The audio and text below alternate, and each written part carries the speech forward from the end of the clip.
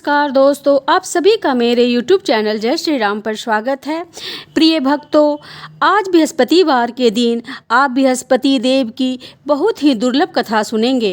इस कथा को सुनने से भक्तों की सभी मनोकामनाएं भगवान बृहस्पति देव की कृपा से पूर्ण हो जाती है। तो आइए बड़ी ही श्रद्धा और प्रसन्नचित्त मन से इस कथा को सुनते हैं। तो आइए सुनते हैं बृहस्पतिवार व्रत कथा। प्राचीन समय की बात है।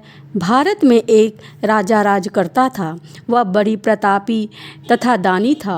वह नित्य प्रतिदिन मंदिर में भगवत दर्शन करने के लिए जाता था। वह ब्राह्मण और गुरु की सेवा किया करता था। उसके द्वार से कोई भी याचक निराश होकर नहीं लौटता था। वह प्रत्येक गुरुवार को व्रत रखता एवं पूजन करता था। हर दिन गरीबों की सहायता करता था। परंतु यह सब बातें उसकी रानी को अच्छी नहीं लगती थी। वह ना ही व्रत करती और ना किसी को एक भी पैसा दान में देती थी। वह राजा से भी ऐसा करने को मना करती थी। एक समय की बात है कि राजा शिकार खेलने वन में गए। घर पर रानी और दासी थी। उस समय गुरु बृहस्पति साधु का रूप धारण करके राजा के दरबार पर भिक्षा मांगने के लिए आए। साधु ने रानी को भिक्षा मांगी तो वह कहने लगी, हे साधु महाराज, मैं इस दान और पुण्य से तंग आ गई हूँ। इस कार्य के लिए तो मेरे पतिदेव ही बहुत है। अब आप मुझ पर कृपा करें कि यह सारा धन नष्ट हो जाए तथा मैं आराम से रह सकूं। साधु रूपी बृहस्पति देव ने कहा, हे देवी, तुम बड़ी विचित्र हो। संतान और धन से कोई दुखी नहीं होता, इसको सभी चाहते हैं। पापी भी पुत्र और धन की इच्छा करते हैं। अगर तुम्हारे पास धन अधिक है तो भूखे मनुष्यों को भोजन कराओ, प्याऊ लगवाओ, ब्राह्मणों को दान दो, धर्मशाला आदि बनवाओ, कुआं, तालाब, बावड़ी, बाग बगीचे आदि का निर्माण कराओ तथा निर्धनों और कुमारी कन्याओं का विवाह करवाओ, साथ ही यज्ञ आदि करवाओ। इस प्रकार के कर्मों से आपके कुल और आपका नाम प्रलोक में सार्थक होगा एवं स्वर्ग की प्राप्ति होगी। परंतु रानी साधु की इस बातों से खुश नहीं हुई। उसने कहा, हे साधु महाराज, मुझे ऐसी धन की आवश्यकता नहीं जिसको मैं अन्य लोगों को दान दूं तथा जिसको रखने और संभालने में मेरा सारा समय ही नष्ट हो जाए। साधु ने कहा, हे देवी, यदि तुम्हारी ऐसी इच्छा है तो जैसा मैं तुम्हें बताता हूँ तुम वैसा ही करना। बृहस्पतिवार के दिन घर को गोबर से लीपना, अपने केशों को पीली मिट्टी से धोना, केशों को धोते समय स्नान करना, राजा से कहना कि वह हजामत करवाए, भोजन में मांस मदिरा आदि खाना, कपड़ा धोबी के यहाँ धुलने को देना। इस प्रकार से 7 बृहस्पति करने से तुम्हारा धन नष्ट हो जाएगा। यह कहकर साधु महाराज रूपी बृहस्पति देव अंतर्ध्यान हो गए। रानी ने साधु के कहने के अनुसार 7 बृहस्पतिवार तक वैसा ही करने का विचार किया। साधु के बताए अनुसार कार्य करते हुए केवल 3 बृहस्पतिवार ही बीते थे कि उसके समस्त धन नष्ट हो गए। भोजन के लिए दोनों समय परिवार तरसने लगा तथा सांसारिक भोगों से दुखी रहने लगे। तब तक राजा रानी से कहने लगा कि हे रानी, तुम यहाँ पर रहो, मैं दूसरे देश को जाता हूँ, क्योंकि यहाँ पर मुझे सभी मनुष्य जानते हैं, इसलिए मैं यहाँ कोई कार्य नहीं कर सकता। मैं अब परदेश जा रहा हूँ, वहाँ कोई काम धंधा करूँगा, शायद हमारे भाग्य बदल जाएं। ऐसा कहकर राजा परदेश चला गया। वो वहाँ जंगल में लकड़ी काट कर लाता और शहर में बेचता। इस तरह जीवन व्यतीत करने लगा। इधर राजा के बिना रानी और दासियां दोनों दुखी रहने लगी। किसी दिन भोजन मिलता और किसी दिन जल पीकर ही रह जाती। एक समय रानी और दासियों को 7 दिन बिना भोजन के व्यतीत करने पड़े तो रानी ने अपनी दासी से कहा, हे दासी, यहाँ पास ही के नगर में मेरी बहन रहती है, वह बड़ी धनवान है, तो उसके पास जाओ और वहाँ से 5 सेर बेझर मांग कर ले आ, जिससे कुछ समय के लिए हमारा गुजारा हो जाएगा। दासी रानी के बहन के पास गई। रानी की बहन उस समय पूजा कर रही थी। बृहस्पतिवार का दिन था। दासी ने रानी की बहन से कहा, हे रानी, मुझे आपकी बहन ने भेजा है, मुझे 5 सेर बेझर दे दो। दासी ने यह बात अनेकों बार कही, परंतु रानी की बहन ने कोई उत्तर नहीं दिया, क्योंकि वह उस समय बृहस्पतिवार की कथा सुन रही थी। जब दासी को रानी की बहन से कोई उत्तर नहीं मिला तो वह दुखी हुई। उसे क्रोध भी आया। वह लौटकर रानी से बोली, हे रानी, आपकी बहन बहुत ही घमंडी है, वह छोटों लोगों से बात नहीं करती। मैंने उनसे कहा तो उसने कोई भी उत्तर नहीं दिया। मैं वापस चली आई। बोली, हे दासी, इसमें उसका कोई दोष नहीं है। जब बुरे दिन आते हैं तब कोई सहायता नहीं देता। अच्छे बुरे का पता विपत्ति में ही लगता है। जो ईश्वर की इच्छा होगी वही होगा। यह सब हमारे भाग्य का दोष है। उधर रानी की बहन ने सोचा कि मेरी बहन की दासी आई थी, परंतु मैं उससे नहीं बोली, इससे वह बहुत दुखी हुई होगी।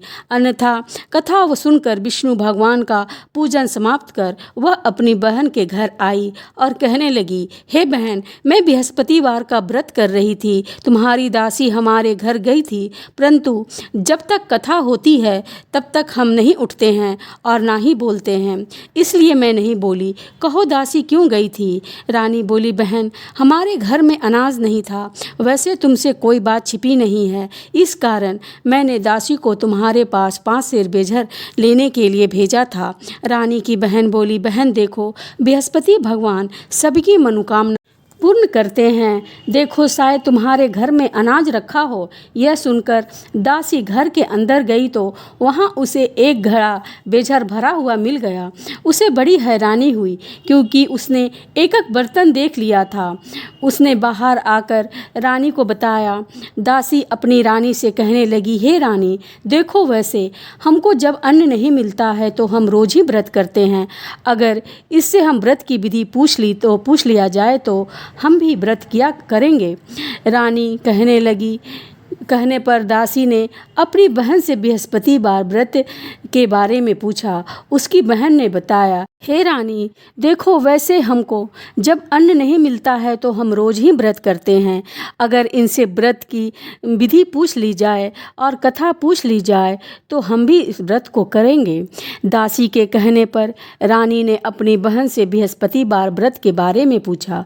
उसकी बहन ने बताया, हे रानी बहन, बृहस्पतिवार को सूर्योदय से पूर्व उठकर स्नान करके बृहस्पतिवार का व्रत करना चाहिए, लेकिन उस दिन सिर नहीं धोना चाहिए। बृहस्पतिवार के व्रत में चने की दाल और मुनक्के से विष्णु भगवान का केले के वृक्ष के जड़ में पूजन करें तथा दीपक जलावे। उस दिन एक ही समय भोजन करें। भोजन पीले खाद्य पदार्थों का करें तथा कथा सुने। इस प्रकार करने से गुरु भगवान प्रसन्न होते हैं, अन्न पुत्र धन देते हैं, मनोकामना पूर्ण करते हैं। व्रत और पूजन की विधि बताकर रानी की बहन चली गई। रानी और दासी दोनों ने निश्चय किया कि वे बृहस्पति देव भगवान का पूजन जरूर करेंगी। 7 दिन बाद जब बृहस्पतिवार आया तो उन्होंने व्रत रखा। घुड़सार से जाकर चना और गुड़ बीन लाई तथा उसके दाल से केले की जड़ में पूजन विष्णु भगवान का पूजन किया। जब भोजन पीला कहाँ से आए? दोनों बड़ी दुखी हुई, परंतु उन्होंने व्रत किया था, इस कारण बृहस्पति देव भगवान प्रसन्न थे। एक साधारण व्यक्ति का रूप में वो 2 थालों में सुंदर भोजन लेकर आए और दासी को देकर बोले, हे दासी, यह भोजन तुम्हारे और रानी के लिए है, तुम दोनों भोजन करना।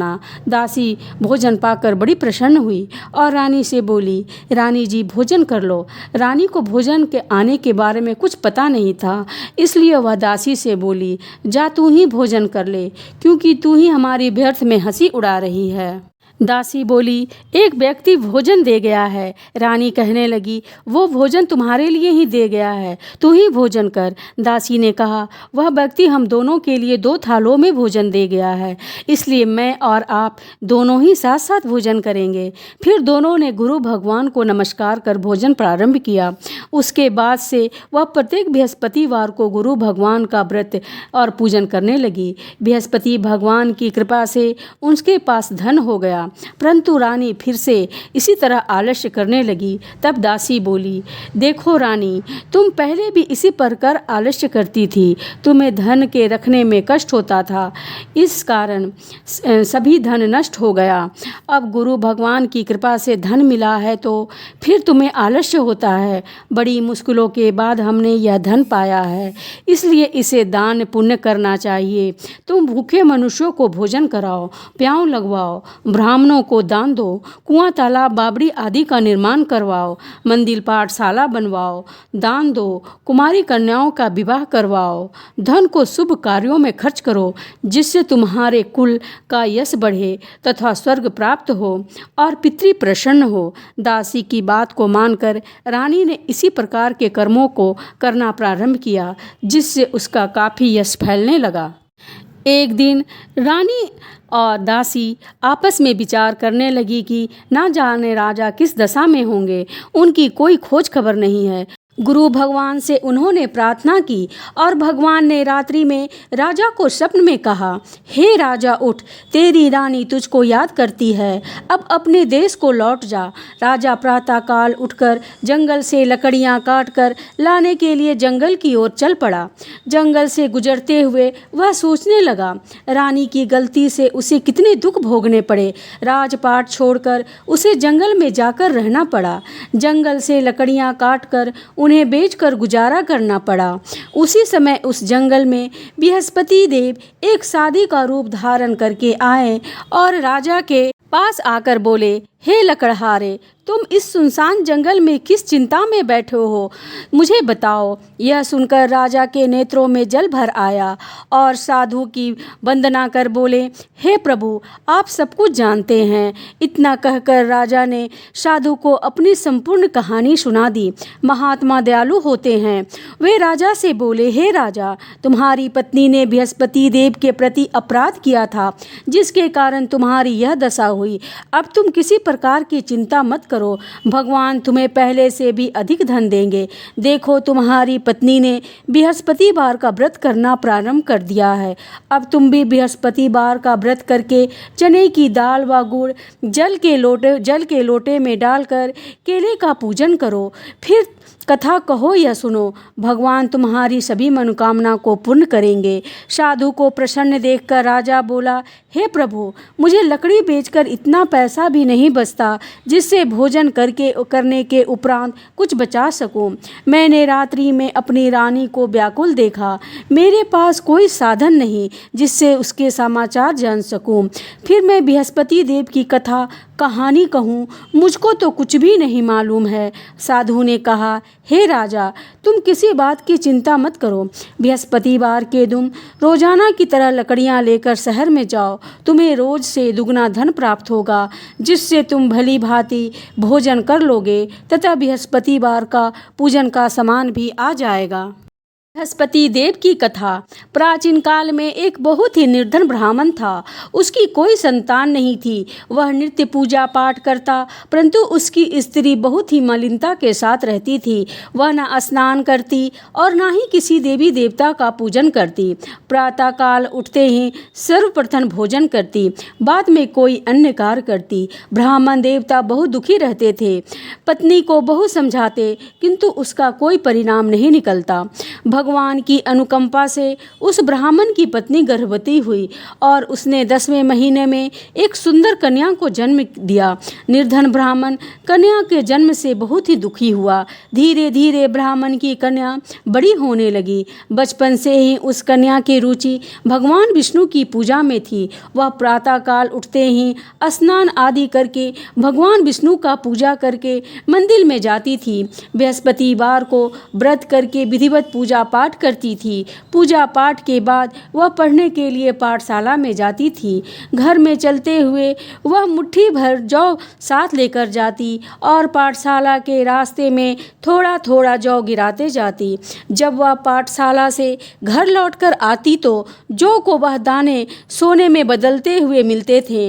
लड़की सभी सोने के दाने बीन लाती थी। एक दिन जब वह सोने के दानों को साफ कर रही थी तो उसकी माँ ने कहा, बेटी, सोने के दाने साफ करने के लिए सोने का सोप का होना जरूरी है। अगले दिन बृहस्पतिवार था। उसने भगवान बृहस्पति देव की पूजा करते हुए प्रार्थना की, हे भगवान, यदि मैंने आपका व्रत विधिवत किया है तो मुझे सोने का सूप दे दो। भगवान बृहस्पति देव ने उसकी मनोकामना पूरी करने का वचन दिया। पाठशाला से लौटते समय उसे रास्ते में सोने का सूप पड़ा हुआ मिला। घर लौटकर सोने का सूप अपनी माँ को दिखाकर वह सोने के दाने साफ करने लगी। उसी समय नगर का राजकुमार उसके घर के पास से गुजरा। उस सुंदर लड़की को सोने के सूप में जौ साफ करते देख राजकुमार उस पर मोहित हो गया। महल में लौटकर राजकुमार ने राजा को उस लड़की से विवाह करने की इच्छा प्रकट की तो राजा ने ब्राह्मण को महल में बुलाकर राजकुमार से उस लड़की के विवाह के बारे में बात कही। ब्राह्मण तैयार हो गया। धूमधाम से उस लड़की का विवाह राजकुमार से हो गया। दुल्हन बन के ब्राह्मण की लड़की महल में चली गई। लड़की के चले जाने से ब्राह्मण फिर निर्धन हो गया। उसे कई कई दिनों तक भोजन नहीं मिलता था। बहुत दुखी होकर ब्राह्मण एक दिन अपनी लड़की के पास गया। अपने पिता की निर्धनता का समाचार सुनकर उसने बहुत सा धन देकर पिता को विदा किया। उस धन से ब्राह्मण के कुछ दिन तो आराम से गुजर गए, लेकिन जल्दी ही फिर भूखे मरने की हालत हो गई। ब्राह्मण अपनी लड़की से धन लेने के लिए फिर महल में पहुंचा। लड़की ने पिता की बुरी हालत देखकर कहा, पिताजी, आखिर आप कब तक मुझसे धन लेकर जीवन यापन करेंगे? आप कोई ऐसा उपाय क्यों नहीं करते जिससे आपका घर धन संपत्ति से भर जाए? ब्राह्मण ने कहा, मैंने तेरी माँ को बहुत समझाया पर उसकी समझ में कुछ नहीं आता। उसका फूहड़पन नष्ट नहीं हो तो घर की निर्धनता भी दूर हो जाए। तब कुछ सोचकर लड़की ने पिता से कहा, पिताजी, आप कुछ दिनों के लिए माँ को मेरे पास छोड़ जाओ। ब्राह्मण अपनी पत्नी को लड़की के पास महल में छोड़ आया। लड़की ने अपनी माँ से कहा, माँ, तुम कल प्रातः काल उठकर स्नान आदि करके भगवान बृहस्पति देव की पूजा अवश्य करना। पूजा करने से तुम्हारी निर्धनता अवश्य दूर हो जाएगी। लेकिन उसकी माँ ने उसकी कोई बात नहीं मानी। तब क्रोधित होकर लड़की ने अपनी माँ को एक कक्ष में बंद कर दिया। सूर्योदय के समय माँ को उठाकर जबरदस्ती उसे स्नान आदि करवाया और फिर मंदिर में ले जाकर भगवान बृहस्पति देव की पूजा कराई। कुछ दिनों तक ऐसा करने से माँ की बुद्धि में परिवर्तन हुआ और वह स्वयं बृहस्पतिवार का व्रत रखने लगी।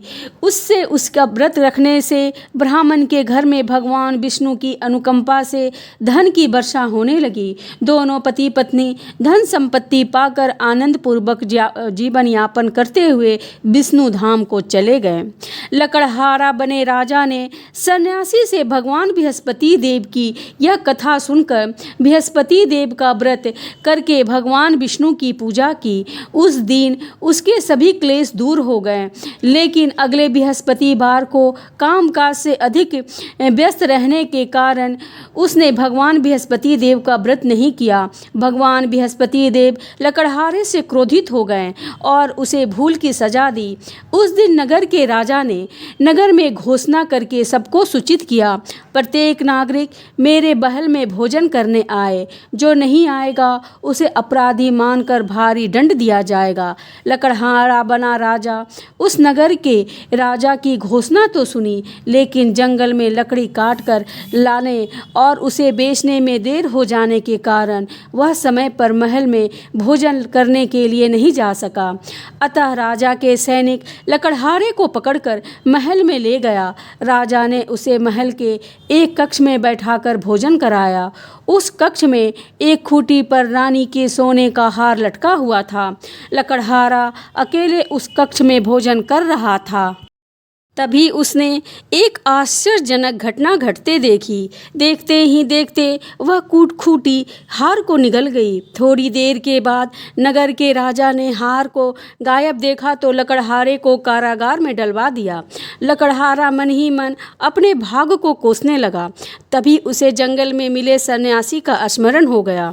थोड़ी देर में भगवान बृहस्पति देव सन्यासी के रूप में उसके सामने प्रकट हुए और कहा, हे लकड़हारे, तूने भगवान बृहस्पति देव की पूजा नहीं की, इसी कारण तुझे कष्ट हुआ है। लेकिन अब चिंता मत करो, बृहस्पतिवार के दिन कारागार के दरवाजे पर तुम्हें कुछ पैसे पड़े हुए मिलेंगे। उन पैसों से भगवान बृहस्पति देव का व्रत करके उनकी पूजा करोगे तो तुम्हारे सब दुख नष्ट हो जाएंगे। बृहस्पति देव के दिन दरवाजे पर पड़े मिले पैसे से चने और गुड़ मंगवाकर लकड़हारे ने बृहस्पतिवार की कथा कही तो और भगवान बृहस्पति देव ने प्रसन्न होकर उस नगर के राजा को स्वप्न में लकड़हारे को कारागार से मुक्त कराने को कहा। सुबह राजा ने अपने कक्ष में आकर देखा तो खूंटी पर रानी का हार मिल गया। राजा ने लकड़हारे को मुक्त कर दिया और उसे धन और आभूषण देकर विदा किया। लकड़हारा बना राजा उस नगर से चलकर अपने नगर पहुंचा तो उस नगर में कुएं, धर्मशाला, बाग बगीचे देखकर बहुत प्रसन्न हुआ। राजा ने किसी से पूछा, ये कुएं, धर्मशालाएं किसने बनवाई है? सबने उसे बताया कि ये सब रानी और उसकी दासी ने बनवाया है। राजा महल में पहुंचा तो रानी ने उसका भव्य स्वागत किया। तब राजा ने निश्चय किया कि सप्ताह में एक बार तो सभी बृहस्पतिवार का व्रत तथा पूजन करते हैं, परंतु मैं प्रतिदिन व्रत किया करूँगा तथा दिन में 3 बार कथा कहूँगा। अब राजा के दुसाले में हर समय चने की दाल बंधे रहता तथा दिन में 3 बार बृहस्पतिवार की कथा करता। कुछ दिनों के बाद राजा को अपनी बहन की याद आई। एक दिन घोड़े पर सवार होकर राजा अपने बहन से मिलने चल दिए। अभी राजा नगर से बाहर पहुंचा ही था कि उसने कुछ लोगों को एक शव को ले जाते हुए देखा। राजा को स्मरण हो आया कि आज उसने किसी को भी बृहस्पतिवार की व्रत की कथा नहीं सुनाई है। राजा ने उन लोगों को रोककर कहा, भाइयों, आप शव को ले जाने से पहले मुझसे बृहस्पतिवार की कथा सुन ले। लोगों ने राजा पर क्रोधित होते हुए कहा, तुम पागल तो नहीं हो गए हो? लेकिन कुछ बड़े बुजुर्ग लोगों ने कहा, अच्छा भाई, साथ चलते चलते तुम अपनी कथा सुना लो। राजा ने चलते हुए आधी कथा ही सुनाई थी कि सब हिलने लगा। राजा के पूरी कथा सुनाते ही सब उठकर बैठ गया। लोगों ने हैरानी से दांतों तले उंगली दबाई और अगले बार बृहस्पतिवार से भगवान बृहस्पति देव का व्रत करने व कथा सुनने का निश्चय किया। घोड़े पर सवार राजा चलते हुए एक किसान के पास पहुंचा। किसान अपने खेत में हल चला रहा था। राजा ने कहा, अरे भाई, मुझसे बृहस्पति देव की कथा सुन लो। किसान झुझला कर बोला, अरे भाई, देख नहीं रहे हो, जितनी देर तक तुम्हारी कथा सुनूंगा उतनी देर में तो मैं पूरे खेत में हल चला लूँगा। राजा निराश होकर चलने लगा। तभी किसान का बैल लड़खड़ा कर जमीन पर जा गिरा। किसान के पेट में भी जोरों से दर्द होने लगा। उस किसान की पत्नी जब खाना लेकर आई तो उसने किसान को इस बारे में पूछा। किसान ने घुड़सवार की पूरी कहानी सुनाई। किसान की पत्नी दौड़ती हुई राजा के पास पहुंचकर हाथ जोड़कर बोली, भैया, मैं तुम्हारी कथा सुनने को तैयार हूँ। राजा ने उसके साथ खेत पर पहुंचकर बृहस्पतिवार की कथा सुनाई। तभी बैल उठकर खड़ा हो गया। किसान के पेट का दर्द भी तुरंत ठीक हो गया। राजा अपनी बहन के घर पहुंचा तो उसकी बहन बहुत आव भगत हुई। अगले दिन सुबह उठकर राजा ने देखा घर के सभी लोग भोजन कर रहे हैं। किसी भूखे को बृहस्पतिवार की कथा सुनाए बिना राजा भोजन नहीं करता था। उसने बहन से कहा, बहन, क्यों घर में कोई ऐसा व्यक्ति है जिसने अभी तक भोजन नहीं किया है? उसकी बहन बोली, भैया, हमारे घर में तो क्या, आपको पूरे नगर में ऐसा कोई व्यक्ति नहीं मिलेगा जिसने सुबह सुबह भोजन नहीं किया हो। तब राजा ने बहन के घर से निकलकर उस नगर में बिना भोजन किए व्यक्ति की तलाश की। एक गड़रिया के घर में उसका बेटा बीमार होने के कारण भूखे रह गया था। राजा ने उसको जाकर बृहस्पतिवार की कथा सुनाई। कथा सुनते सुनते गड़रिया का बीमार बेटा बिल्कुल ठीक हो गया। सबने राजा की बहुत प्रशंसा की। एक दिन राजा ने अपनी बहन से कहा, बहन, अब हम अपने घर को चलते हैं, तुम भी हमारे साथ चलो। कुछ दिन वहाँ रहकर लौट आना। राजा की बहन ने अपनी सास से पूछा तो सास ने ताने देते हुए कहा, बहू मायके जाना है तो अकेली जाना, मेरे पोते को मत ले जाना। तुम्हारी भाई के कोई संतान नहीं है, कहीं तुम्हारी भाभी मेरे पोते पर कोई जादू टोना न कर दे। दूसरे कक्ष में बहन की सास की बातें सुनकर राजा दुखी मन से अकेले ही अपने नगर को लौट गया। रानी ने राजा से कहा, आप तो अपनी बहन को साथ लाने की बात कहकर गए थे, फिर बहन को साथ क्यों नहीं लाएं? राजा ने दुखी होते हुए कहा, रानी हम निसंतान हैं, इसलिए कोई हमारे घर आना पसंद नहीं करता। रानी ने राजा को समझाया, हे प्राणनाथ, हमें बृहस्पति देव ने सब कुछ दिया है, अब भगवान बृहस्पति देव हमें संतान भी अवश्य देंगे। बृहस्पतिवार को विधिवत व्रत करते हुए राजा रानी ने भगवान बृहस्पति देव से संतान के लिए प्रार्थना की। कुछ दिनों के बाद उन्होंने स्वप्न में दर्शन देते हुए कहा, हे राजन, तेरी मनोकामना पूर्ण होगी। 1 सप्ताह बाद ही रानी गर्भवती हो गई। 10वें महीने में रानी ने एक सुंदर पुत्र को जन्म दिया। राजा रानी जीवन पर्यंत बृहस्पति का व्रत करते हुए अपने घर में धन्य धान की वर्षा होते रही। आनंद पूर्वक जीवन यापन करते हुए राजा रानी भगवान बृहस्पति देव की अनुकंपा से मोक्ष को प्राप्त करके सीधे बैकुंठ धाम पहुँच गए। बृहस्पति देव उसकी सदैव रक्षा करते हैं। जो संसार में सद्भावना और सच्चे हृदय से बृहस्पति देव का पूजन करते हैं, उनकी सभी मनोकामनाएं उसी प्रकार पूर्ण होती है जैसे राजा और रानी ने बृहस्पति देव की कथा का गुणगान किया। उनकी सभी इच्छाएं बृहस्पति देव ने पूर्ण की। मनुष्य को हृदय से उनका मनन करते हुए जयकार करना चाहिए। तो प्रेम से बोलिए, बृहस्पति देव की जय, विष्णु भगवान की जय, समस्त देवी देवताओं की जय। अब आप बृहस्पति देव की आरती सुनिए। जय बृहस्पति देवा, ओम जय बृहस्पति देवा, छिन छिन भोग लगाऊं कदली फल में बा। ओम जय बृहस्पति देवा, तुम पूर्ण परमात्मा, तुम अंतर्यामी, जगत पिता जगदीश्वर, तुम सबके स्वामी। ओम जय बृहस्पति देवा, चरणामृत निज निर्मल, सब पातक हरता, सकल मनोरथ दायक, कृपा करो भरता। ओम जय बृहस्पति देवा, तन मन धन अर्पण कर, जो जन शरण पड़े, प्रभु प्रकट तब हो कर, आकर द्वार खड़े। ओम जय बृहस्पति देवा, दीन दयाल दयानिधि, भक्तन हितकारी, पाप दोष सब हरता, भव बंधन हारी। ओम जय बृहस्पति देवा, सकल मनोरथ दायक, सब संशय हारी, विषय विकार मिटाओ, संतन सुखकारी। ओम जय बृहस्पति देवा, जो कोई आरती तेरी प्रेम सहित गावे, जेठानंद आनंद कर, सो निश्चय पावे। ओम जय बृहस्पति देवा, जय बृहस्पति देवा। तो प्रेम से बोलिए बृहस्पति देव की जय, बोलिए श्री लक्ष्मी नारायण की जय। तो दोस्तों, यदि आपको आज की कथा पसंद आई हो तो वीडियो को लाइक कीजिए, चैनल को सब्सक्राइब एवं शेयर कीजिए और कमेंट में भगवान बृहस्पति देव की जय अवश्य लिखिए। जय श्री राम।